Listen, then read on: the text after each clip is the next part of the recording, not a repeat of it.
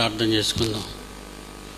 ప్రేమ కలిగిన మా తండ్రి, ఈ 2వ రోజులోనికి మమ్మల్ని తీసుకుని వచ్చారు. మీ మాటలలోని మీ మనస్సును, మా బ్రతుకును,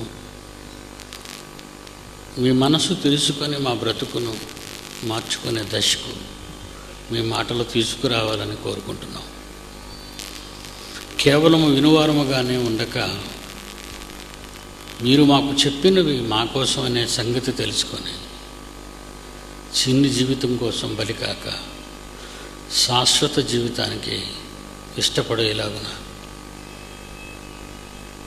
మీ వాక్యమును మీ పిల్లలకు అందించమని మాకిమ్మని మా ప్రభు రక్షకుడైన యేసు వారి పరిశుద్ధ నామాన్ని ప్రార్థన అడుగుచున్నాము తండ్రి, ఆమేన్. ప్రియమైన దేవుని పిల్లలారా, మనకు తెలియని, మనం ఆలోచించని కాలంలో పుట్టకముందు మనం పుట్టకముందు మనం ఒక లోకానికి వెడుతున్నాము అనే సంగతి మనకు తెలీదు. నిజం. మనం తల్లి గర్భంలో పడటం నుంచి పుట్టిన తర్వాత, ఊహ వచ్చిన తర్వాత ఈ లోకాన్ని మనం అంతా చూస్తున్నాం. కొంతకాలం బ్రతుకుతాం, ఆ తర్వాత ఈ లోకాన్ని విడిచిపెట్టి వెళ్ళిపోతున్నాం. అంటే చూడని లోకానికి వచ్చాము. అలా వచ్చిన వాళ్ళం ఈ లోకాన్ని మరెన్నడూ చూడకుండా పోతున్నాం. ఈ సందేహాలు మరి చిన్నప్పటి నుంచి నన్ను ఎక్కువగా పీడించేవి. హమ్మింగ్ వచ్చేస్తుంది.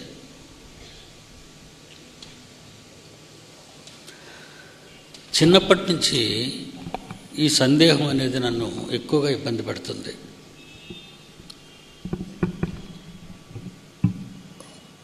పుట్టకముందు ఈ లోకం ఉంది అనేది మనకు తెలియదు. నిజం. పుట్టాం. ఊహ వచ్చిన తర్వాత ఈ లోకాన్ని చూసాం. ఆ తర్వాత రాజు అయినా, పేదైనా, ఉన్నవాడైనా, లేనివాడైనా, పాలించిన లేదా పరిపాలించిన లేదా కూలీగా ఉన్న, బ్రతుకు తెరువు లేక ఉన్న, భూమి మీద భారంగా బ్రతికిన చచ్చిపోతున్నాం. చావు అనేది అందరికీ వస్తుంది. అప్పుడు మనం అనుభవించిన, చూచిన ఈ లోకాన్ని చూడకుండా పోతున్నాం. ఎక్కడికి పోతున్నాం? ఎక్కడి నుండి వచ్చాం? ఎందుకు వచ్చాం? ఇవి ప్రశ్నలు. ప్రస్తుతం ప్రపంచం, ఈవెన్ మన భారతదేశం కూడా, అంగారకుడి మీద ఏవైనా వనరులు ఉన్నాయా? జీవం ఉందా? మనుగడ ఉందా అని కొన్ని కోట్ల రూపాయలు ఈ మధ్య ఖర్చు పెట్టింది. ఇప్పటికే అగ్రరాజ్యాలు చాలా ఖర్చు పెట్టాయి. ప్రక్కనున్న గ్రహాల మీద కనిపించే అంతరిక్షం వైపు మనిషి వెర్రిగా చూడడం, వెర్రి పనులు చేయటం మానివేసి అసలు ఎక్కడి నుండి వచ్చాను, ఈ మాయలో, ఈ ప్రపంచపు మాయలో, ఈ మనుష్యుల మధ్య నేను బ్రతుకుతున్నాను. పాపములో నా తల్లి నన్ను గర్భమున ధరించెను. అంటే నా తల్లి బ్రతుకున్న కాలంలో లోకం పాపమయమై మాయయై ఉంది. నేను పాపిని కాదు. పుట్టినప్పుడు నేను పాపిని కాదు. పుట్టిన తరువాత, ఊహ తెలిసిన తరువాత ఈ మాయలో పాపినైపోయాను. ప్రతి మనిషి ఈ మాయలో పాపినైపోయాను. పాపినైన నేను మరి ఎక్కువ పాపాలు చేయటమేనా మానవ జీవితం? అసలు పాపము అన్నదానికి భయం ఈ లోకానికి లేదు. అది ఎంత ప్రమాదకరమైనదో అంత దాన్ని మరి ఈ సమాజం మరిపించేసింది, దాన్ని పట్టించుకోవద్దని చెప్పేసింది. ఇలాంటి విషయాలను ఆలోచించడానికి, ఈ మాయను ఛేదించడానికి మనిషిని కూర్చోనివ్వకుండా ఈ ప్రపంచం మనల్నందరినీ, మానవాళిని ఒక మాయలో ముంచిందని మనం చెప్పుకోవచ్చు. ఒకసారి బైబిల్ అడుగుదాం. రాత్రి మీరు విన్నారు, చూశారు. మన మానవ జన్మ వెనుక దేవుని యొక్క ఏర్పాటు, ప్లాన్ ఆఫ్ గాడ్, దయాసంకల్పం. ఆ దయాసంకల్పంలో ఆ ప్లాన్ ఎప్పటిది, ఏనాటిది అని అనుకుంటే కొన్ని వందల కోట్ల సంవత్సరాల నాటిది. అంటే జగత్తు పునాది వేయబడక మునుపని FC 1:4-6 ఉందో, మీరు చదివారు రాత్రే. మన ఆయుష్కాలం కేవలం 60, 70, 80 సంవత్సరాలు మాత్రమే భూమి మీద ఉంటుంది. మన గురించిన ప్రణాళిక మాత్రం, మన గురించిన ప్లాన్ మాత్రం దేవుడికి ప్రకృతి పుట్టక ముందటి నాటిది. అంతే కదా, ప్రకృతి పుట్టక ముందటి నాటిది. ప్రకృతి పుట్టి 1500 కోట్లు అని అంటున్నారు వీళ్ళు. ప్రకృతి పుట్టి 1500 కోట్లు అంటున్నారు. పోనీ అది అందాక మనం తీసుకున్నా మన గురించిన ప్రణాళిక 1500 కోట్ల సంవత్సరాల పూర్వం దేవుడు తీసుకున్న నిర్ణయం మీ జన్మ గురించి, నా జన్మ గురించి. ఇంత పెద్ద ప్రణాళికలో మనం ఏం కాకుండా పోవటమేనా? ఎంత పెద్ద ప్రణాళికలో మనం ఏం చేయకుండా పోవటమేనా? అసలు ఈ ప్రణాళిక ఎందుకు వేసినట్టు ఆయన?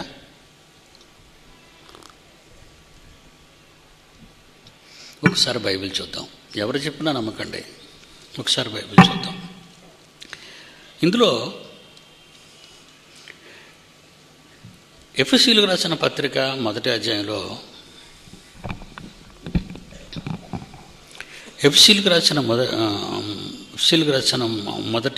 అధ్యాయం 1వ వచనంలో 11, ఎప్పటి ప్రణాళిక అంటే 1వ అధ్యాయం 4, 6లో ఒక చిన్న బిట్టు చూసిన తర్వాత చదివితే మీరు బాగుంటుంది. 1వ అధ్యాయంలో 4, 6లో 6వ వచనంలో క్రింది మాట, కుమారులనుగా యేసుక్రీస్తు ద్వారా తనకు కుమారులనుగా స్వీకరించుటకై మనలను ముందుగా తన కోసము నిర్ణయించుకొని, ముందుగా మనలను తన కోసము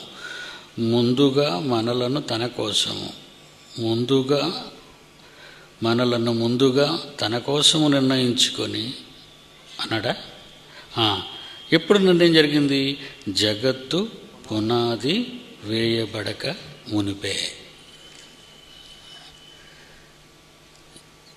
మీ బర్త్ అండ్ డెత్, జననం మరణం, ఈ రెండిటికి మధ్య ఉన్న ఈ చిన్ని కాలంలో మీరు ఏం చేయాలి అనేది ఆయన కొన్ని వందల కోట్ల సంవత్సరాల నాటి ప్లాన్. అది మిమ్మల్ని పంపాలని, మీ ద్వారా కొన్ని జరిగించాలని, ఆ పిమ్మట తిరిగి తను తెచ్చుకోవాలని. ఈ ప్రణాళికలో కొందరి గురించి మనం ఆలోచిద్దాం. బైబిల్లో వాళ్ళు ఏం ఆలోచించారు, వాళ్ళు ఏం చేశారు అని అడిగితే 2వ అధ్యాయంలోని అదే పత్రికలో పక్క అధ్యాయం 2వ అధ్యాయంలో 10వ వచనం చూడండి. దేవుడు మధ్య నుంచి చదువుతున్నానేమండి, అప్పుడు మీకు క్లారిటీ బాగుంటుందని. దేవుడు ముందుగా సిద్ధపరిచిన సత్క్రియలు, ముందుగా ఏర్పరచబడిన వారు మీరు అని ఇందాక చదువుకున్నారు. ముందుగా ఏర్పరచబడిన వారు అని మీరు చదువుకున్నారు. ఇక్కడికి వచ్చేసరికి ముందుగా సిద్ధపరిచిన సత్క్రియలు ఎవరు చేస్తారు? జాన్సన్ గారు చెప్పారు కదా, ఆయన చేసేవన్నీ మన కోసం చేసేసాడు. ఆయన చేసేవన్నీ తండ్రి మన కోసం చేయవలసినవన్నీ చేశాడు. ఇప్పుడు మనం ఆయన కోసం ఏమైనా చెయ్యాలని మనల్ని ఏమైనా చేశాడా? ఒకసారి ఆలోచిద్దాం. ఇక్కడ అది అర్థం వచ్చినట్టుగా వ్రాయబడింది మాట.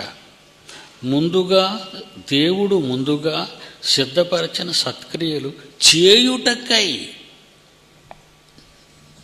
అదండి స్టెఫెను ఈ పనులు చేయాలి, పేతురు ఈ పనులు చేయాలి,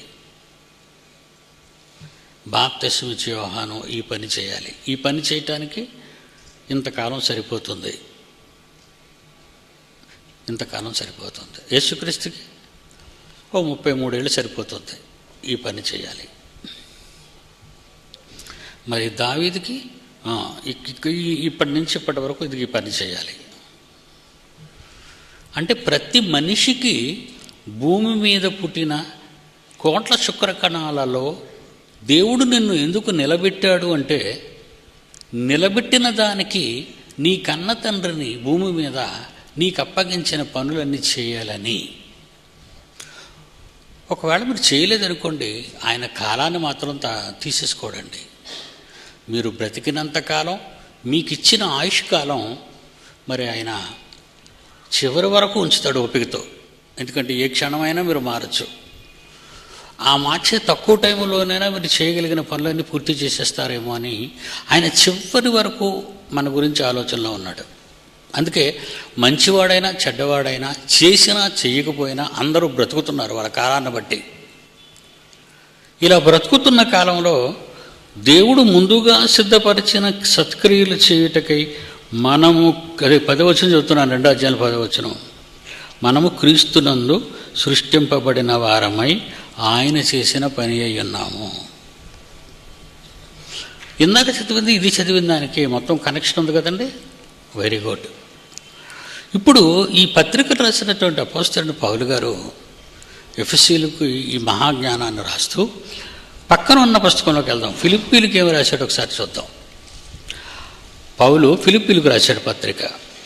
ఏనన్నా అందులో 1వ అధ్యాయంలో, ఫిలిప్పీలకు రాసిన పత్రిక 1వ అధ్యాయము 21, 22, 23, 24 జాగ్రత్తగా బిట్టు టు బిట్టు చదవండి. Bit to bit. నా మట్టుకైతే పౌలనే నేను, భూమి మీద దేవుని కోసం పుట్టిన నేను, ఆయన దయా సంకల్పములో ఒక కణంగా నా తల్లి గర్భంలో ఏమండి అండము నుండి విడుదలైన పిండముతో దేవుడు నన్ను కలిపి ఒక ఆకారాన్ని భూమి మీద నాకు ఇచ్చి, ఎందుకు ఇచ్చాడు అంటే ఇక్కడ చెప్తున్నాడండి, నా మట్టుకైతే బ్రతుకుట క్రీస్తే, చావైతే లాభము. అయినను శరీరముతో నేను జీవించుటయే నాకున్న పనికి ఫలము సాధనమైన ఎడల నేనేనుపు కోరుకుందునో నాకు తోచలేదు. ఈ రెండిటి మధ్యను ఇరుకుబడి ఉన్నాను. నేను వెడలిపోయి మృత్యువు తర్వాత, నేను వెడలిపోయి చావు తర్వాత క్రీస్తుతో కూడా ఉండవలనని నాకు ఆశ ఉన్నది. అది నాకు మరి విశ్రాంతికి మంచిదే, మేలే. అయినను నేను శరీరమందు నిలిచి ఉండుట మిమ్మును బట్టి అవసరమై ఉన్నది. ఇప్పుడు ఏం డిసైడ్ అయిపోయాడు ఆఖరికి? చచ్చిపోవాలి అనుకున్నాను, చచ్చిపోతే నేను వెంటనే మృత్యువు తర్వాత, నాకంటే ముందు ప్రభు వెళ్ళిపోయాడు కదా, వెళ్ళిపోతూ తండ్రి నా ఆత్మను అప్పగిస్తున్నాను అంటే మరో లోకానికి ఆయన వెళ్ళిపోతున్నట్టే. కనుక నేను కూడా వెళ్ళిపోవాలనే ఉంది. కానీ మనుషులను మిమ్మల్ని చూస్తుంటే ఎన్నిసార్లు ఎవరు ఎన్ని చెప్పినా మారని కఠిన హృదయులుగా కనబడుతున్నారు మనుషులు. మరి వాళ్ళందరూ మారేది ఎప్పుడు? వాళ్ళు మారాలంటే నేను పోతే ఎలా? నేను ఉండాలి. ఉంటేనే నేను చెప్పగలను, చెబితేనే మీరు విని మారగలరు. ప్రకటించువాడు లేకుండా వారు ఎట్లు విందురు? ప్రకటించువాడు పంపబడని ఎడల వాళ్ళు ఎట్లు విందురు? ఈ రోమపత్రుడు రాస్తున్నాడు వాళ్ళ గురించి. ఒకడు వినాలి, ఆ విన్నది నేర్చుకోవాలి, నేర్చుకున్నది పట్టుకొని వెళ్ళాలి, వాళ్ళతో చెప్పాలి. క్రీస్తు పోయే ముందు కూడా అదే మాట మనతో చెప్పాడు. మీరు సర్వలోకానికి వెళ్ళి సర్వ సృష్టికి సువార్తను, ఈ సంగతులు చెప్పండి వాళ్ళకి. ఎందుకంటే మహామాయలో ఉన్నది సమాజం అంతా, మహామాయలో ఉండిపోయింది. నా ప్రజలు, నా సోజనులే మాయలో, ఈ యూదులు వాళ్ళ వాడనని వాళ్ళ ధర్మశాస్త్రములో ప్రవక్తల గ్రంథాలలో రాయబడిన నిత్యము చదువుకున్న ఈ ప్రవక్తల గ్రంథాలు కానీ పాత ధర్మశాస్త్రములో కానీ నా గురించి వ్రాయబడిన సంగతులన్నీ వాళ్ళు మర్చిపోయారు. అందుకే నన్ను సిలువ వేశారు, అందుకే వాళ్ళని చంపేశారు. అంటే వాళ్ళకి నేను అర్థం కాలేదు. ఈరోజు ప్రపంచానికి అర్థం కాలేదు. మనిషి జీవితం, నువ్వు యేసుని నమ్మొద్దు, అందాక ఆలోచించండి, మీరు యేసుని నమ్మనవసరం లేదు. అప్పుడే అసలు ఈ జీవితం ఏంటి? అంగారకుడు గురించి అవసరమా? చంద్రుడి గురించి అవసరమా? ఒక విషయం చెప్తానండి. 69లో వెళ్ళారు అమెరికా వాళ్ళు, కొన్ని రాళ్ళు పిక్కలు తెచ్చారు చంద్రుడి మీద ఉన్నవి. చిన్న రాళ్ళు ముక్కలంటే బాగోదని మంచి గౌరవపదం తగిలించారు, చంద్రశిలలు అని. అందరికీ కనబడేట్లుగా అద్దాల్లో పెట్టారు. అవి చూసిన వాళ్ళంతా కొన్ని డబ్బులు ఇచ్చి వెళ్ళిపోతున్నారు. ఏమండి, 69 నుంచి ఇప్పటి వరకు తెచ్చిన ఆ రాళ్ల చంద్ర ముక్కలు, చంద్రుడి మీద ఉన్న రాళ్ల ముక్కలతో ఏం చేశారు? ఏమీ చేయలేదు. ఎన్ని కోట్లు ఖర్చు పెట్టారు? చాలా కోట్లు ఖర్చు పెట్టారు. వాళ్ళు సాధించలేనిది ఈరోజు మన ఇండియా కూడా పేద దేశం. చాలామంది బట్టలు లేక, గూడు లేక, తిండి లేక బాధపడుతున్నారు. మరి ఇంత ప్రజాధనాన్ని విజ్ఞానం ముసుగులో అక్కడేదో ఉంది అని అనుకుంటున్నారు. ఏమైనా రైట్, వీళ్ళు అనుకుంటున్నారు. మనం వీళ్ళని వదిలేయండి, అగ్రరాజ్యాల గురించి ఆలోచిద్దాం. వాళ్ళు ఏం ఆలోచించాలి, ఏం ఆలోచిస్తున్నారు అది మీకు కొంచెం చెప్తున్నాను. అందుకే ఎందుకయ్యా మీరు పంపించారు వీటన్నిటికంటే, అంతరిక్షంలో ఎవరైనా ఉండకపోతారా? అంతరిక్షంలో ఎక్కడైనా ఎవరైనా ఉండకపోతారా? బుద్ధజీవులు, అలియన్స్. ఇదే ఈరోజు ఎవరైనా ఉండకపోతారా? వాళ్ళతో స్నేహహస్తం, వాళ్ళతో మేమేం కలుపుతాం? స్నేహహస్తం అందిస్తాం. భూమి మీద ఉన్న మేము స్నేహహస్తం అందిస్తాం.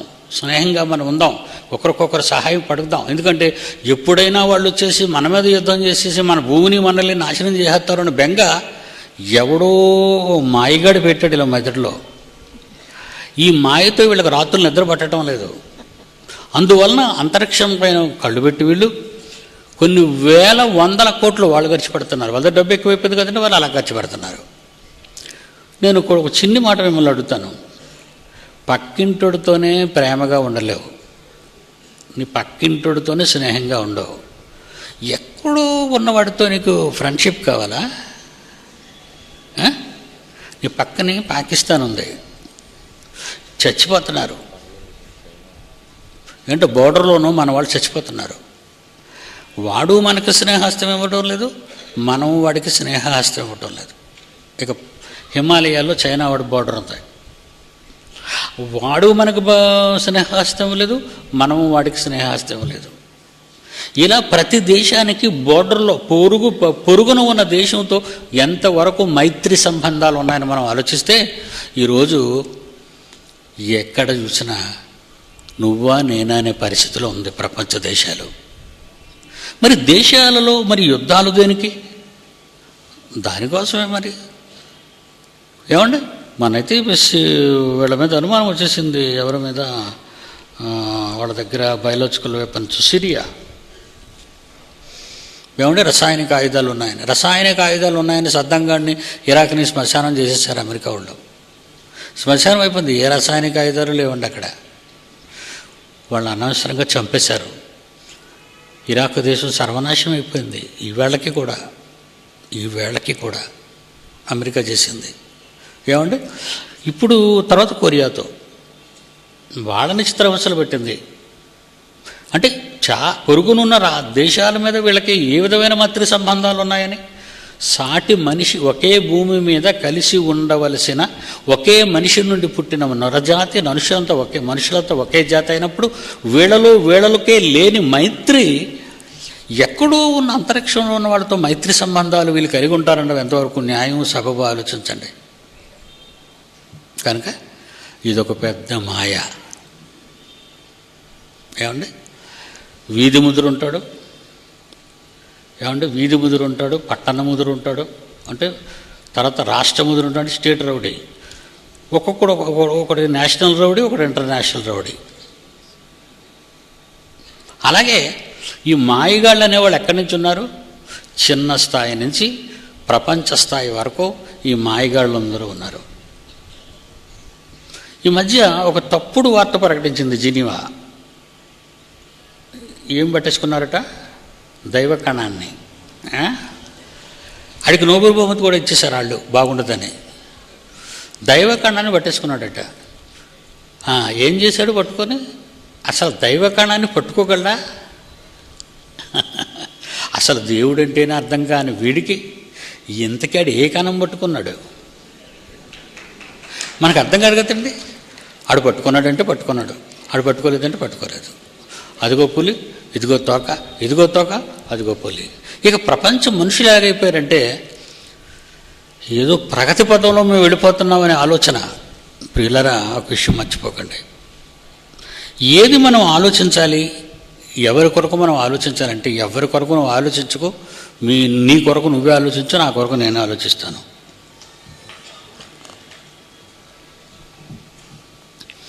పౌలు గారు ఆలోచించారు. కనీసం ఆయన ఆలోచన అయినా మనం కొంచెం అడ్వాన్స్గా తీసుకుంటే మనం కొంచెం మన బ్రెయిన్లో ఏమైనా సిస్టమ్ ఏమైనా కదులుతుందేమన్న ఆశ అండి. ఒకసారి మనలో ఆయన గురించి చదువుదాం. నా మట్టుకైతే బ్రతుకుట 1:21 ఫిలిప్పీల పత్రిక. నా మట్టుకైతే బ్రతుకుట క్రీస్తే, చావైతే లాభం అని. అయినను శరీరంతో నన్ను జీవించుట నాకున్న పనికి ఫలసాధనమైన ఎడల. మీరు శరీరంలో ఉండటం వల్ల పనిలో ఉన్నారని, ఆ పని ఫలసాధనంగా ఉండాలని. అంటే శరీరంలో ఉన్నవారు పనిలో ఉన్నారు, పనిలో ఉన్నవారు ఫల సాధనం పొందుతారు. ఫలానికి సాధనం, ఫలాన్ని సాధిస్తారు. మరలా బ్రతుకున్నవారు అనగా శరీరాలలో ఉన్నవారు, నా మట్టుకైతే బ్రతుకుట క్రీస్తే, చావైతే లాభము. అయినను శరీరముతో నేను జీవించుటయే, భూమి మీద నేను జీవించుటయే నాకున్న పనికి ఫలసాధనమైన ఎడలా. అంటే భూమి మీద జీవించాను అంటే నాకు పని ఉందని అర్థము. ఆ పనిని నేను చేసుకుంటూ పోతే నాకు సాధన ఉన్నదని అర్థము. అంటే భూమి మీదికి వచ్చిన మనమంతా దేవుని పనిలో ఉండాలి అన్నదే ఈ వాక్యాలలోని సంగతి అంతా. అందుకే ఇందాకేం చదివాం? FC 2:11 ఈ FC 2:11 ఏం చదివాం? 10 ముందుగా దేవుడు ముందుగా సిద్ధపరిచిన సత్క్రియలు చేయుటకై మనం వచ్చాం. అంటే మన రాక దేవునికి ఎంతో అవసరత ఉంది. ఎంత అవసరత అంటే ఈరోజు 700 కోట్ల ప్రపంచ జనాభాలో 250 నుంచి 300 వరకు ఉన్న క్రైస్తవ 300 కోట్ల జనాభాలో ఇంతకీ క్రీస్తు అర్థమైంది ఎంతమందికని మనం ఆలోచిస్తే ఈరోజు అసలు క్రీస్తు ఎవరికి అర్థమయ్యాడు చెప్పండి? ఏమర్థమయ్యాడు? ఈ క్రైస్తవ్యం ఈ దేశాన్ని కాపాడాలి. ఒక సంఘమే తన్ను తాను కాపాడుకోలేక అల్లర్లతో, గొడవలతో పోలీస్ స్టేషన్ల చుట్టూ న్యాయస్థానాల వైపు వెళుతుంటే, ఒక క్రైస్తవ్యం, ఒక సంఘంగా ఉన్నవాళ్ళు అవసరాల కోసం, నిధుల కోసం, ఆస్తుల కోసం, ఈ నేల కోసం, ఆ కట్టడాల కోసం పోరాటాలు చేసుకుంటూ, ఒకరికొకళ్ళు కొరచూపులు చూసుకుంటూ శత్రువులుగా బిహేవ్ చేస్తుంటే, మసులుతుంటే, ఉదయం ఒక ఆరాధన, సాయంకాలం ఒక ఆరాధన, కులాన్ని బట్టి విడిపోతుంటే, మీదొక కులము మాదొక కులం అని ముందు వాళ్ళు ఒక కులం వాళ్ళు, తర్వాత వాళ్ళు ఒక కులం వారు అయినప్పుడు ఏమర్థమయ్యాడు యేసుక్రీస్తు వీళ్ళకి? మీరు ఆలోచించండి. నేనంటే చాలామందికి పడదండి, 99%కి. ఎందుకు? ఉన్న మాటలు చెప్తానని. ఎందుకర్రా మనం పుట్టాం? దేనికర్రా మనం పుట్టాం? సమాజాన్ని కాపాడవలసిన మనం, ఈ వ్యవస్థను కాపాడవలసిన క్రైస్తవుడు మమ్మీ కాకూడదండి, శవంగా ఉండకూడదండి. పని చేయాలి, దేవుని పని చేయాలి. అందుకే తన పుట్టుక గురించిన ఒక రహస్యాన్ని పౌలు గారు చెప్పేశారండి. తన పుట్టుక గురించి ఒక రహస్యాన్ని మీరు చదివే ఉంటారు, కానీ అక్కడ దాటిపోయి ఉంటారు అర్థం కాక. చూడండి, కొరింథీయులకు రాసిన మొదటి పత్రిక 15వ అధ్యాయం 8, 9, కొరింథీయులకు రాసిన మొదటి పత్రిక 15వ అధ్యాయం 8, 9. అందరికీ కడపట అకాలమందు పుట్టినట్టున్న అందరికీ కడపట అకాలమందు పుట్టినట్టున్న నాకును కనబడెను. ఎప్పుడు పుట్టేటట్టేనా? అకాలమున పుట్టినవాడని నేను. అంటే కాలము కాని కాలములో దేవుడు నన్ను భూమి మీద పుట్టించాడు. బాగా అర్థం చేసుకోవాలి మీరు. అంటే ఆనాటి పరిస్థితి ఒక్కసారి మీరు ఊహించుకోండి. ఆనాడు భయంకరమైన పరిస్థితి ఏంటంటే, యేసుక్రీస్తు మరణము తరువాత రాక్షసంగా మారిన యూదా జాతి, ఏమండి, యేసుక్రీస్తును నమ్మిన క్రైస్తవులైన వారిని పట్టి చెరసాలలో వేసి బంధించి సంఘానికి భయంకరమైన హింస కలిగజేసే రోజులండి అవి. అపోస్తలుల కార్యం 8వ అధ్యాయం 1వ వచనం చదివితే, యెరూషలేములో ఉన్న సంఘమునకు గొప్ప హింస కలిగినప్పుడు క్రైస్తవులంతా యూదయ, సమరయ, గలిలయ ప్రాంతాలకి పారిపోయారండి, చెదిరిపోయారని ఉంది అక్కడ. అంటే అపోస్తులు ఏమయ్యారు? అపోస్తులు మాత్రమే ఉండిపోయారని అక్కడ ఉంటుందండి. యెరూషలేములో అపోస్తులు మాత్రమే ఉండిపోయారు. మిగిలిన క్రైస్తవులందరూ వేల మంది చెదిరిపోయినట్టు మనం బైబిల్లో చూడగలమండి. పారిపోయారండి వాళ్ళంతా. అప్పుడు ఒకడు కావాలి, ఒక మగాడు రావాలి, అంతే కదండి. ఒకడు కావాలి దేవుడికి. ఏ కాలంలోనూ పుట్టవలసిన వాడిని, ఏ కాలంలోనూ రావలసిన వాడిని కాలంగాని కాలంలో భూమి మీదకి రప్పించిన దేవుడు అపోస్తులుడైన పౌలుని ఎందుకు ఆ కాలమందు పుట్టించాడని ఆలోచించడం మొదలుపెట్టానండి. 430 సంవత్సరాలు ప్రార్థన చేశారండి. ఎవరో ఇశ్రాయేలీలు. ఎందుకు? ఈజిప్టు బానిసరకాన్ని భరించలేక. ఐగుప్తు జాతీయులు ఇశ్రాయేలు బానిసలుగా 430 సంవత్సరాలు పరిపాలించి ఏం కట్టారో చెప్పమంటారా? పిరమిడ్స్లో శవాలను ఎలా భద్రపరచాలో చెప్పగలిగింది యూదులు మాత్రమేనండి. మర్చిపోకండి, ఇది ప్రపంచంలో చెప్పలేదు.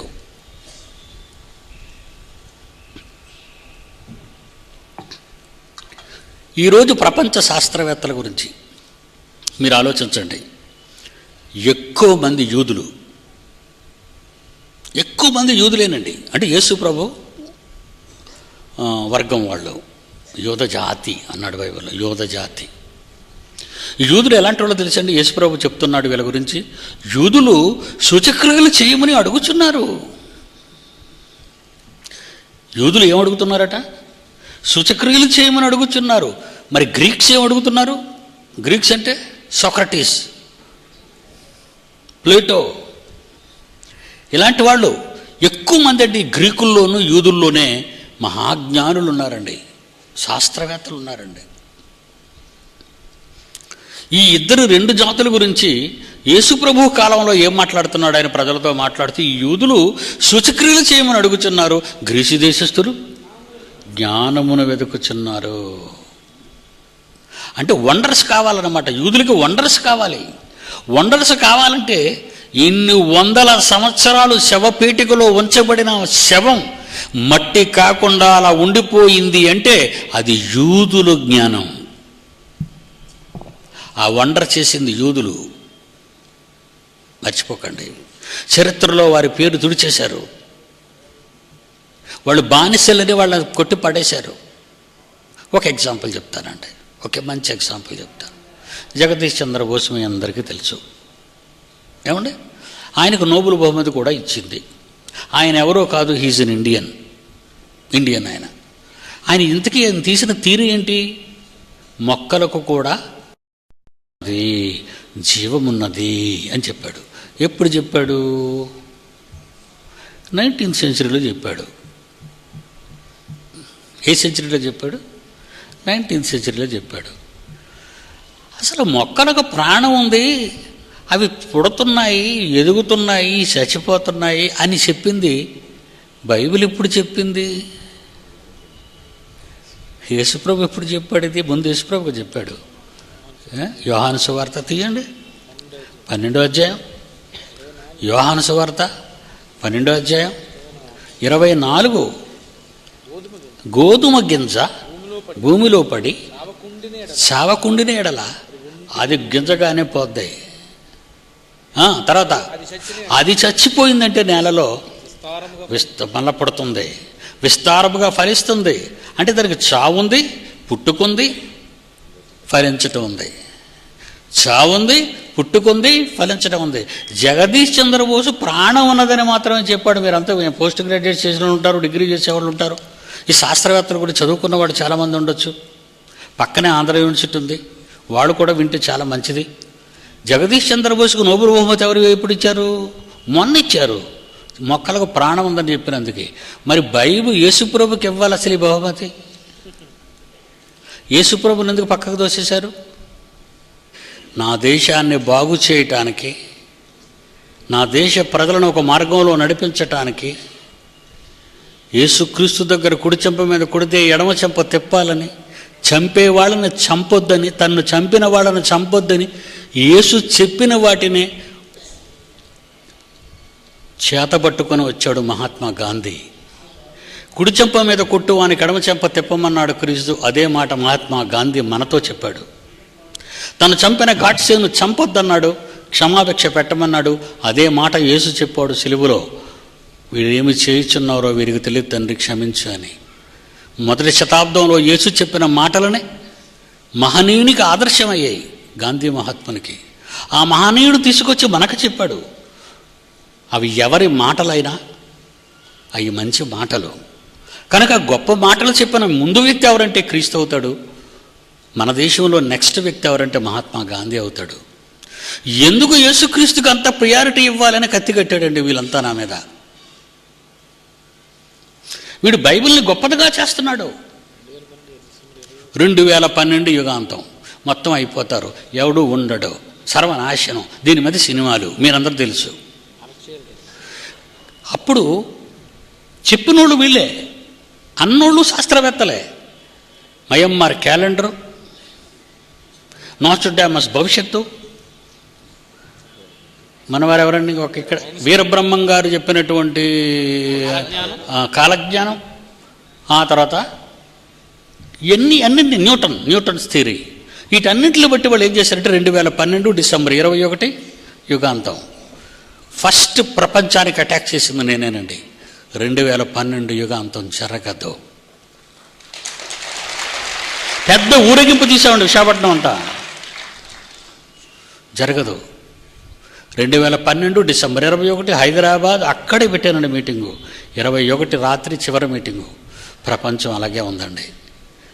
ఇప్పుడైనా ప్రతి ఒక్కడు బైబిల్ని నమ్మండి అని ఆ రోజు ఘంటాపదంగా మహాసభలో చెప్పానండి. కత్తి కట్టారండి నా మీద. మన వీరబ్రహ్మం చెప్పింది తప్పు అయిపోయింది అంటే మనం ఎక్కడ దొరికిపోయాం. అక్కడ న్యూటన్ చెప్పాడని శాస్త్రవేత్తలు దొరికిపోయారు. ఇక్కడ నోస్ట్రడామస్ భవిష్యత్తు ఏంటంటే నాకు బైబిల్ ఒక్కటే తెలుసు అని వాళ్ళు అనుకుంటున్నారు. నాకు ఎన్నో తెలుసు అన్నీ, కానీ ఇవన్నీ చెప్పాలి. బయటకు వచ్చినప్పుడు చెప్తాను, అవసరమైనప్పుడు చెప్తాను. కనుక బైబిల్ గొప్పతనాన్ని ప్రపంచానికి చెప్పటం వాళ్ళకి ఇష్టం లేదండి, వాళ్ళు తట్టుకోలేకపోతున్నారు. కనుక నా యేసుకి ఇవ్వాలి నోబెల్ బహుమతి. చచ్చిపోయి చాలామందికి ఇచ్చారు కదండి, అలాగే ఈయనకు కూడా ఇచ్చేయాలి. మరి యేసుప్రభు కూడా చచ్చిపోయిన తర్వాత ఇవ్వాలి, తప్పే ఉంది నోబెల్ బహుమతి. మరి అలా నోబెల్ బహుమతులు నా ప్రభుకి ఎన్ని వస్తాయో తెలుసా? నా ప్రభువుకి ఇవ్వడం మొదలెడితే శాస్త్రవేత్త అన్నోడికి ఎవ్వడికి చివరి ప్రైజ్ కూడా ఉండదు.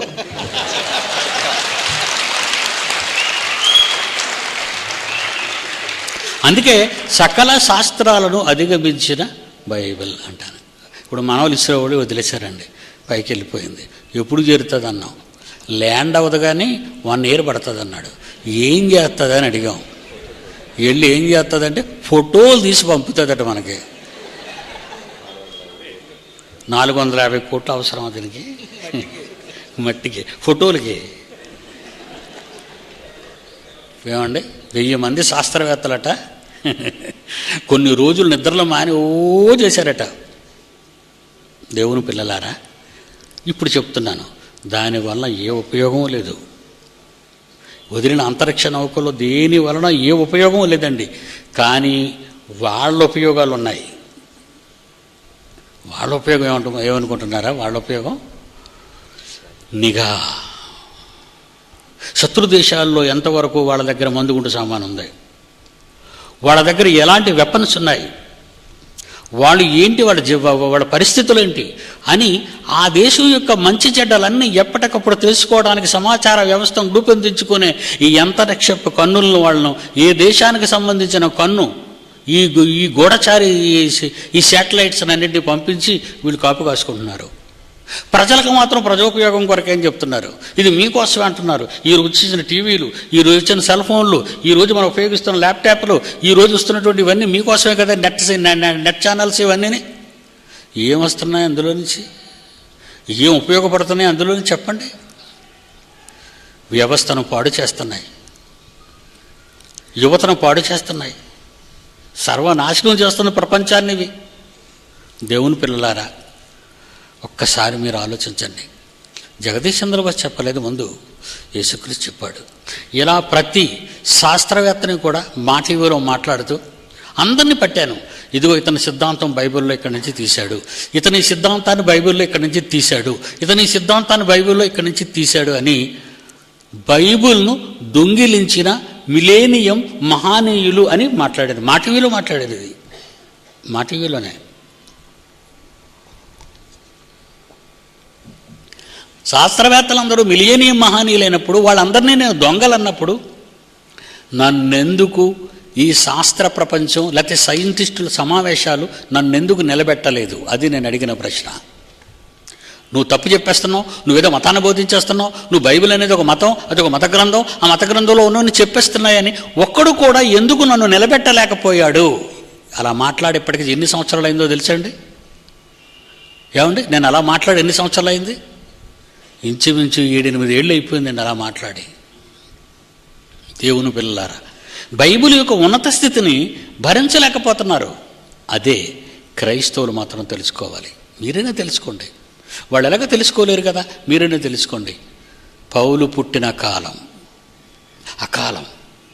కొన్ని మామిడి చెట్లు చూడండి, సమ్మర్లో రావండి, వర్షాకాలంలో కాయలు కాస్తుంటాయి మామిడికాయలు. కాలము కాని కాలములో కాసే చెట్లు, ఆ చెట్ల నుంచి వచ్చే పళ్ళుని ఏమంటారు తెలుసా? కాయల్ని అకాలపు కాయలు అంటారు. ప్రకటన గ్రంథం. అందులో అంజూరపు చెట్టు కూడా అకాలపు కాయలు కాసేదే. ఏమండి, మోతవలసలో మేము తీసుకున్నామండి. ఈ సమ్మర్లో ఎక్కువ ఈ తాటిపళ్ళు ఈ తాటికాయలు కాస్తుంటాయండి. దాని నుండి కళ్ళు తీస్తుంటారు అక్కడ గీత కార్మికులు వచ్చి. మా దగ్గర ఒక చెట్టు ఉందండి లోపల ఒకటే, అది అన్ని చెట్లు పూసినప్పుడు పూయదండి, అన్ని చెట్లు పూయినప్పుడు ఇది తాటికాయలు కాస్తుంది. అంటే కాలము కాని కాలములో కాసే చెట్లు ఉంటాయి. అలాగే మామిడి చెట్లు, అలాగే అంజూరపు చెట్టు కూడా అలాంటిదేనట. 6వ అధ్యాయం ప్రకటన గ్రంథం 6వ అధ్యాయం 13వ వచనంలో, పెద్ద గాలి చేత ఊగులాడు అంజూరపు చెట్టు నుండి అకాలపు కాయలు రాలునట్లు అంటున్నాడు. చూడండి, రూపకాలంకారంగా అకాలపు కాయలు రాలుతాయి. అంటే కాలము కాని కాలములో కాసే కాయల్ని అకాలపు కాయలు అంటారు. కానీ ఇప్పుడు పౌలు జననం కూడా అప్పుడు ఏమంటున్నాడు దేవుడు? ఏమని చెప్తున్నాడు ఆయన ఇక్కడ? 15వ అధ్యాయం 8వ వచనం, కొరింథీయులకు రాసిన మొదటి పత్రిక 15వ అధ్యాయం 8వ వచనం, అందరికీ కడపట అకాలమందు పుట్టినన్న నాకును కనబడను యేసుక్రీస్తు. అకాలమందు నన్ను ఎందుకు పుట్టించాడు? నేను కూడా చూశాను. అపోస్తలులు సంఘం, అపోస్తలులు చెదిరిపోకుండా యెరూషలేములో నిలిచి ఉండిపోతే మిగతా క్రైస్తవులందరూ భయపడి వాళ్ళని చెరసాల్లో వేయడం, వాళ్ళని చంపేయడం ఈ పౌలే చేస్తున్నాడు కనుక ఇలాంటి భయంకరమైన పరిస్థితులు తట్టుకోలేని క్రైస్తవ కుటుంబాలు ఎన్నో ఆ రోజు తరలిపోయే సమరయ గలిలయ ప్రాంతాలకి. అప్పుటి కోసం, ఆదరణ కోసం, ఆదరణకర్తను పంపటం కోసం ఆయన్ని పంపించాడు భూమి మీదకి ఆయన అపోస్తలుడైన పౌలు. కాలము కాని కాలములో పుట్టిన అతను ఆ కాలపు మనిషి.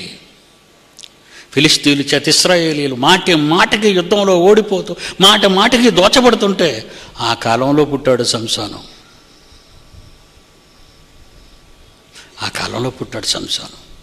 అలాగే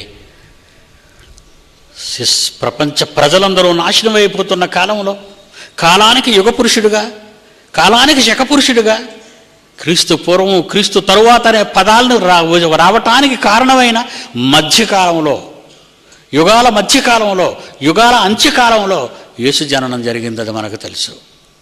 ఇశ్రాయేలీలు బానిసరకపు వ్యవస్థలో ఉన్నప్పుడు ఇశ్రాయేలీలు ఆనాడు వాళ్ళ పట్టణాలు రామశేషు, పీతోము అనేటటువంటి పట్టణాలు కట్టిన వారు ఇశ్రాయేలీలను కట్టారండి ఈజిప్టియన్స్కి.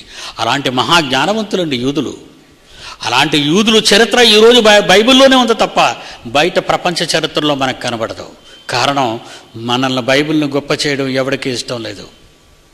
బైబిల్ని ఈరోజు అంటరాని దానిగా తప్పుడు పుస్తకాలుగా చిత్రీకరిస్తున్నారు. ఏమండి, ఒక రాముడి గురించి ఏ టీవీ ఛానల్లో నేను తప్పుగా మాట్లాడితే ఎవరు ఊరుకుంటారండి? హైందవ సోదరులు ఊరుకుంటారా?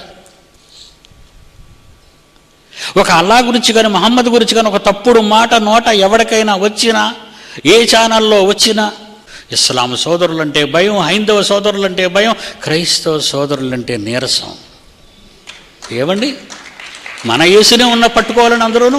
మన యేసుకే పెళ్ళయిందండి, మన యేసే మగ్దలేని మరి ఉంచుకున్నాడండి, ఆయనకి 2 బిడ్డలు పుట్టారండి. ఆయన సినిమా తీసినోడు ఒకడు ఉన్నాడు, డావిన్సీ కోడ్ అని మరొక సినిమా తీసినోడు ఒకటి ఉన్నాడు, the last temptation of Jesus Christ అని సినిమా తీసినోడు ఉన్నాడు, ఫ్యాషన్ ఆఫ్ క్రైస్ట్ అని. ఎన్ని సినిమాలు యేసుక్రీస్తు మీద తీస్తున్నారు. పాశ్చాత్య దేశాలలో ఏ విదేశాలైతే యేసుక్రీస్తును రక్షకుడుగా ప్రపంచానికి ప్రకటించాలని పరిచయం చేసిన ఆ దేశాలలోనే క్రీస్తు నామరూపాలు లేకుండా తుడిచివేయబడుతున్నాడండి. ఆ దేశాల్లోనే బైబిల్కి విలువ లేకుండా తప్పుడు పుస్తకాన్ని ముద్రించబడుతుందండి. ఇంత అరాచకం జరుగుతున్నప్పుడు ఎవడో పుట్టాలి, వీళ్ళందరికీ ధీటైన ఒక మేకు రావాలి ప్రపంచంలో. నా తల్లి గర్భంలో నేను పుట్టడానికి కారణాన్ని మీకు చెప్తున్నానండి. ఎవడో ఒకడు వీరావేశంతో జనాల మధ్యకు రావాలి. వస్తేనే కదా క్రైస్తవం వెలిగించబడుతుంది. కనుక పుట్టాడు, అకాలమందు పుట్టాడు కనుకే మళ్ళా క్రైస్తవ్యం జీవం పోసుకుందండి. పౌలు పుట్టిన తర్వాత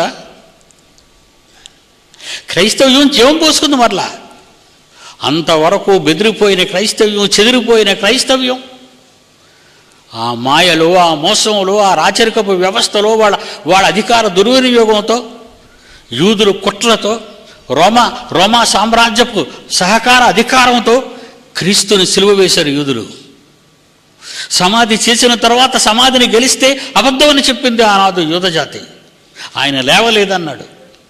ఆయన లేవలేదని ఏ యాజకులైతే, ఏ యూదులైతే ప్రకటించారో, ఇస్లాంలోని అనేక మంది క్రీస్తు విరోధులు అసలు యేసు సిలువ వేయబడలేదన్నారు, యేసు సమాధిలో పెట్టబడలేదన్నాడు, యేసే ఇండియాకు వచ్చాడన్నాడు, ఆ యేసే కాశ్మీర్లో ఉన్నాడన్నాడు. ఆ యేసు 12వ ఏట పెళ్లి చేస్తుంటే తనకు పెళ్లి ఇష్టం లేక ఎడ్ల బండి మీద కాశ్మీర్ వచ్చేసాడట.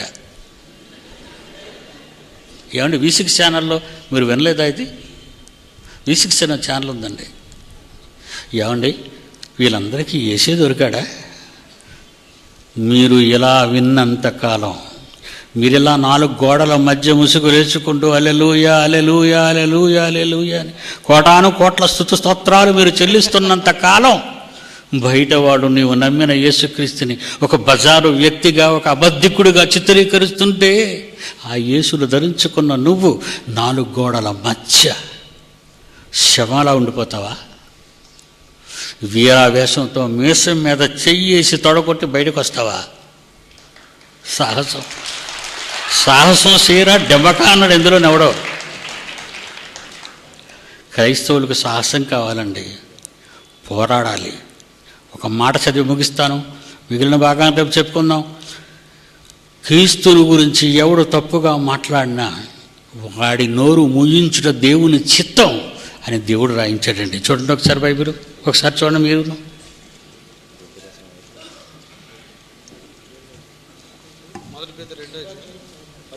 పేతురు రాసిన మొదటి పత్రిక 2వ అధ్యాయం 15వ వచనం. పేతురు రాసిన మొదటి పత్రిక 2వ అధ్యాయం 15వ వచనం. యాలయనగా మీరిట్లు యుక్త ప్రవక్త, క్రైస్తవులారా మీరిట్లు యుక్త ప్రవక్తన గలవారై అజ్ఞానముగా మాటలాడు వారి మూర్ఖుల నోరు మూయించుట దేవుని చిత్తమనందో లేదు. చూడండి మీ బైబిల్లో, అజ్ఞానంగా మాట్లాడేవాడు నోరు మూయించరా మీరు? నీ యేసునంటే నువ్వు ఊరుకుంటావా? వాళ్ళ దేవుళ్ళు అంటే వాళ్ళు ఊరుకోవడం లేదు, వీళ్ళ ప్రవక్తలు అంటే వీళ్ళు ఊరుకోవడం లేదు. ఏమన్నా ఎవర్రా మనకు చవకగా దొరికారంటే క్రైస్తవులే. మనం ఏంటంటాం, మన సంబంధం కాదు, యెహోవా ఈరే, అది ఆయన చూసుకుంటాడు, యుద్ధం యెహోవాదే, తిండి నాదే. దేవుని పిల్లలారా, ఈ మాయలో మనం ఉందామా? ఈ మాయలో మనం ఉందామా? మనకు కూడా ఎలాంటి మాయ వలయం చేసిందో చూసారా మనల్ని. మనకెందుకండి, మన నాయకులు ఏం చెప్తారండి, మన బోధకులు, మనకెందుకండి, ప్రార్థన చెయ్యాలి.